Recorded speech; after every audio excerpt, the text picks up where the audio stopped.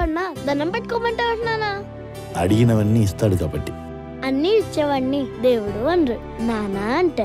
వేల వేల వెన్నెలలే నవ్వులుగా మారి పెదవుల పైనే విరబూసాయేమో, చుట్టూ ఉన్న